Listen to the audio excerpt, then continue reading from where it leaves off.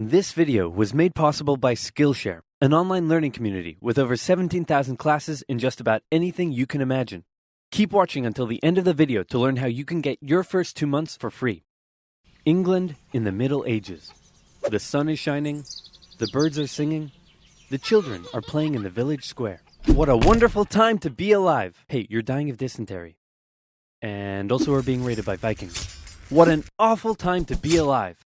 It's the year 900. Europe is a Viking's wet dream. Raids galore. Hey, you want to go raid Paris? Okay. That particular raid didn't go too well, but the King of the Franks said, "You guys are pretty tough and scary. How about we give you land in northern France, and in return, you protect us from other Vikings?" And it was agreed. The Vikings set up the Duchy of Normandy, and then they went full-on French, converting to Christianity, learning the language, and making babies with the locals. England also had its fair share of Viking problems. In the 800s, Danish Vikings had conquered most of the country, but the Anglo-Saxons eventually managed to kick them out, although they left behind a bunch of Viking settlers. Now this guy's king. He sucks. Replace him with his brother. And he was like, "Hey baby, how you doing?" and had a son, and then turned around and was like, "Hey baby, how you doing?" and had another son. And then he died and no one was sure which son to make king. This one, because he's older. Not if I have anything to do with it. That works for us too. Then he grew up and married the Duke of Normandy's daughter and had a bunch of kids. Remember this one. He's important. Then his advisors came to him and said, "Hey man, all those Viking settlers that are living here, they might band together and kill you. Well then why don't we kill them first?" And so it was. This pissed off the Danish king, who launched an invasion, and the Vikings conquered England once again. Then the Anglo-Saxons unconquered it, then the Vikings reconquered it. The king's family had to go into exile, including Edward. Remember him? He went to Normandy where he lived for 30 years. He and his brother Alfred tried to return to England to retake the throne from the Vikings, but they were betrayed by the Earl of Wessex, who said, "Hey friend, I'll take you to London where all the nobles are waiting to make you king. Oh no, look out, red hot poker in the eyes. I can't see. And thus you can't be king." Edward then escaped back to Normandy. After a few more Viking kings came and went, one finally died without an heir, and Edward was called back to England where he became king. And that's where our story begins.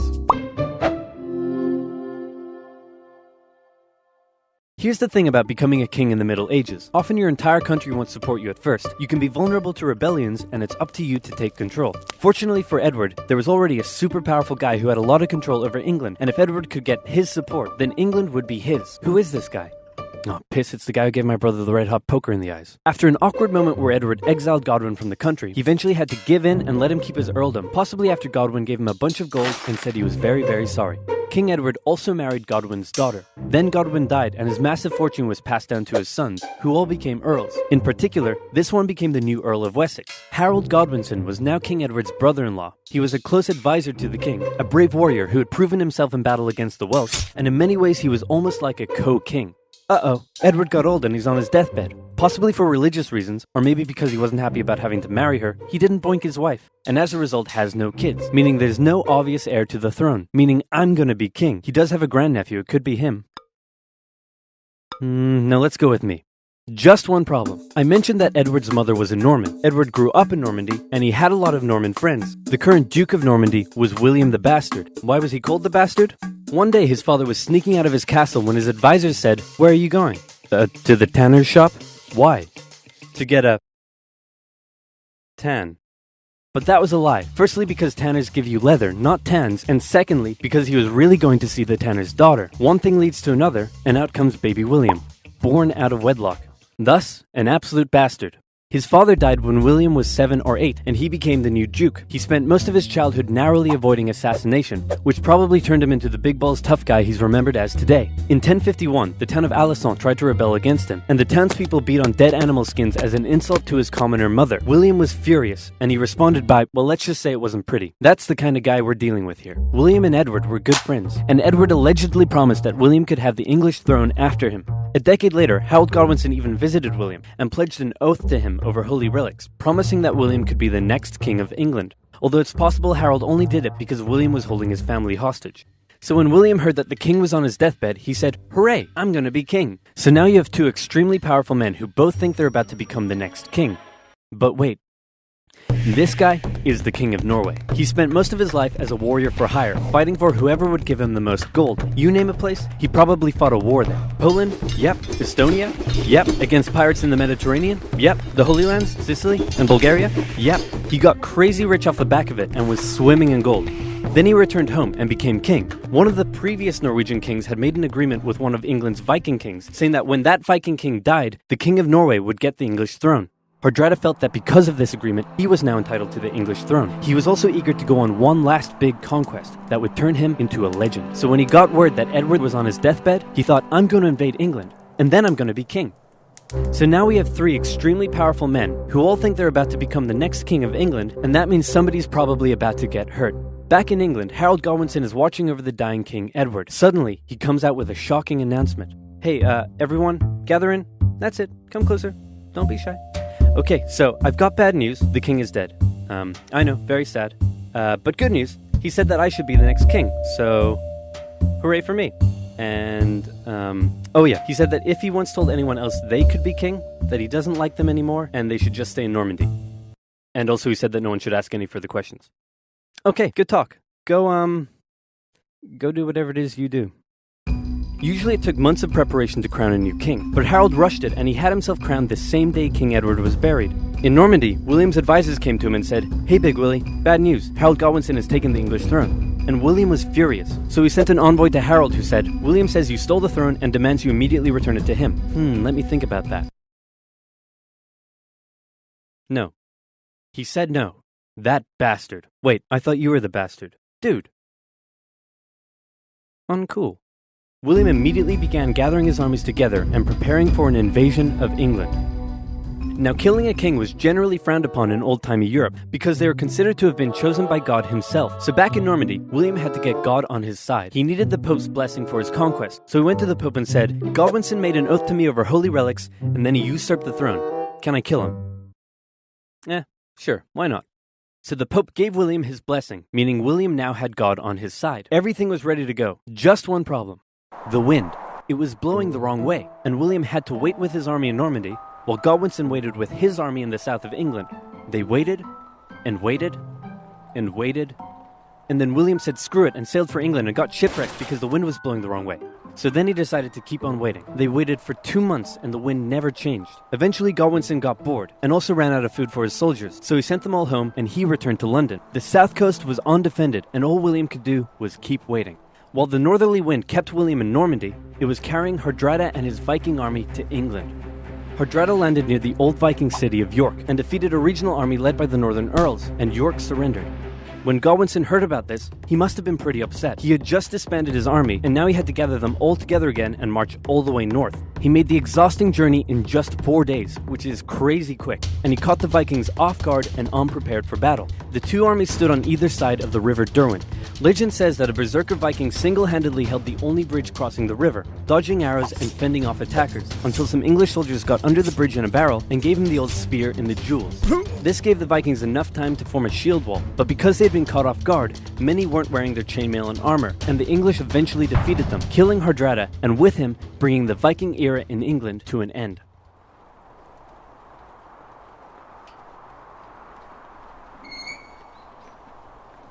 Finally!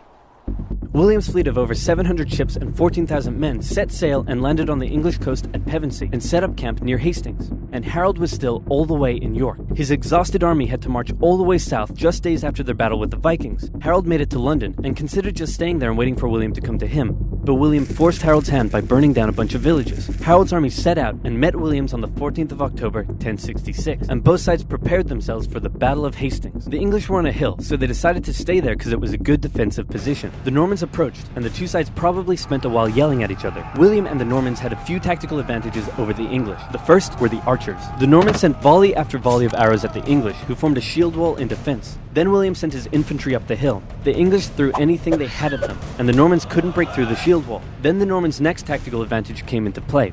William sent his cavalry up the hill, but even they struggled to break through the shield wall defenses. Wave after wave of infantry and cavalry came, and Harold knew all he had to do was let the Normans exhaust themselves and he would win. But then something a bit strange happened. It's possible the Normans incorrectly believed William had been killed. Maybe they lost their will to fight against the shield wall, or maybe it was an intentional deception tactic. But suddenly, the Norman forces turned and ran away from the English. Believing they had won, the English broke their shield wall and chased down the retreating Normans, who then turned around, encircled the English troops, and cut them down. In the chaotic fighting that followed, Harold Godwinson was killed, the most popular theory being that he took an arrow in the eye. The English were defeated, and William had won. He was no more just a bastard. Now, he was a conqueror. At first, the English nobles were reluctant to make him king, but William burned down a few more villages, and the nobles eventually gave in and offered him the crown. As he was coronated, the local villagers in Westminster let out a cheer of support support, but William thought it was a riot, so he burned down the village. William then had to go on a long and costly campaign of quelling rebellions and burning down villages all over England to force the people into submission. And England went through a massive transformation under its new Norman rule. English nobles were replaced with Normans. They built castles and grand cathedrals, but one of the most interesting changes occurred within the English language. The Normans brought their dialect of French to England, and it merged with Old English in ways we still live with today. First of all, the Normans were obviously the ones in power, so words related to power like government, judge, castle, and crown come from the Normans. Words that are considered posher or more refined are usually the Norman ones. At first, the Anglo-Saxons probably weren't that friendly to the Normans, while the Normans likely weren't that amiable towards the Anglo-Saxons. An Anglo-Saxon might come into a room, but a Norman would enter into a chamber. An Anglo-Saxon might buy themselves a shirt, while a Norman would purchase a blouse.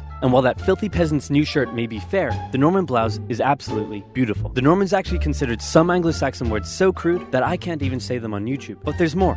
Ask an Anglo-Saxon what job he does, and he might respond with some low-level trade, such as a baker, a miller, or a shoemaker.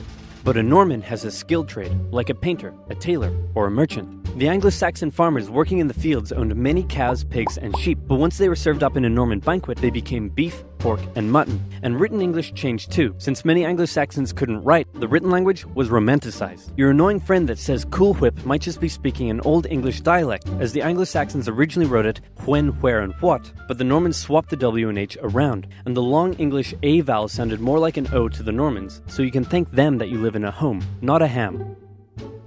Hey, fun fact about William, the man couldn't read or write, not in French, not in English, not in anything. Well, what if I told you there was a place where you could learn French, English, even Japanese if you wanted? And not just that, pick up a musical instrument, learn to code games and apps, animation, photography and film, anything you could dream of, all taught by genuine experts, and you can get your first 2 months for free? I'm talking about Skillshare. With over 17,000 classes in the arts, business, technology, and more. I get a lot of comments asking how I create these videos, and the answer is a mixture of After Effects, Photoshop, and Illustrator. You can find classes for all skill levels on Skillshare. Pair those new design and animation skills with some coding, and you're on your way to making your first indie game or app. You can get unlimited access to all of this for a very affordable $10 a month. But if you want to try it out first, you can get 2 months for free by using this link, which can also be found in the description below. So check it out, improve your skills, and learn something new today with Skillshare.